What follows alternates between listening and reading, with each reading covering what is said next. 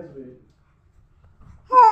এবার হ্যাঁ এবার আসবে মাম গান করতে করতে লাফিয়ে উঠে আসতে হবে। হ্যাঁ আইডিয়া বান্দর মামা বান্দর মামা ভাতের ড্রেস খাবে না আলু মজা খাবে? আচ্ছা কলা, তাহলে ভাত দিয়ে একটা কলা বানিয়ে দিই। এই কলাটা খাবে বান্দর?